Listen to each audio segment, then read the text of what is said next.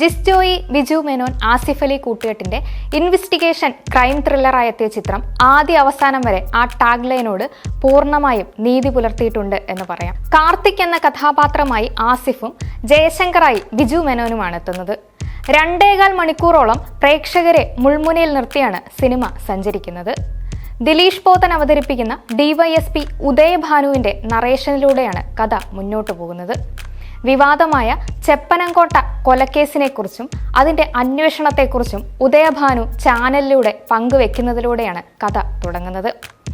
ആദ്യം മുതൽ അവസാനം വരെ ഒരു സസ്പെൻസിലൂടെയാണ് സിനിമ പ്രേക്ഷകനെ മുന്നോട്ട് നയിക്കുന്നത്. എന്തിനേയും ചോദ്യം ചെയ്യുന്ന ഉദ്യോഗസ്ഥരുടെ ഇഷ്ടങ്ങൾക്കൊന്നും നിന്നുകൊടുക്കാത്ത പോലീസുകാരനാണ് കാർത്തിക്. അതുകൊണ്ട് തന്നെ 1.5 വർഷത്തിനിടയിലെ 5ാമത്തെ ട്രാൻസ്ഫറുമായാണ് അയാൾ CI ജയശങ്കറിന് മുന്നിലേക്ക് എത്തുന്നത്. ജയശങ്കർ ആകട്ടെ താൻ ചെയ്യുന്ന എല്ലാ കാര്യത്തിനും തൻ്റെതായ ശരികളുള്ള വളരെ പരുക്കനായ ഒരു പോലീസ് ഉദ്യോഗസ്ഥനാണ്. ചാർജ് എടുക്കുന്ന ആദ്യ ആഴ്ചയിൽ തന്നെ ജയശങ്കറിന് തലവേദനയായി മാറുന്നുണ്ട് കാർത്തിക്.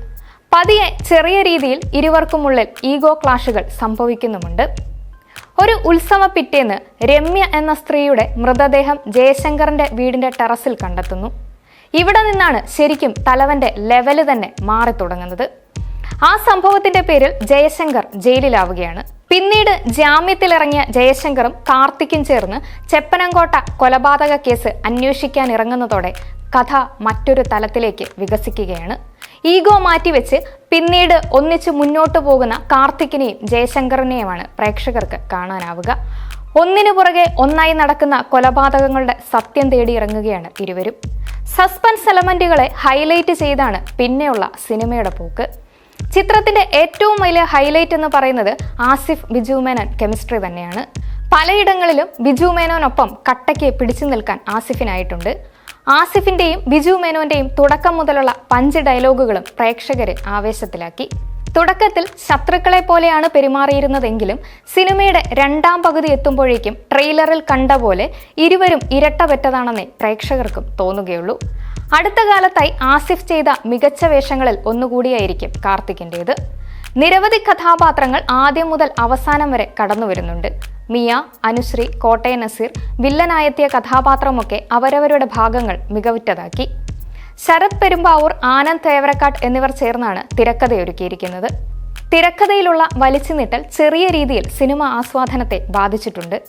അടുത്തത് ഇനി എന്തായിരിക്കും സംഭവിക്കാൻ പോകുന്നത് എന്നൊരു തോന്നൽ പ്രേക്ഷകനിൽ ഉണ്ടാക്കാൻ സംവിധായകനും കൂട്ടർക്കുമായി.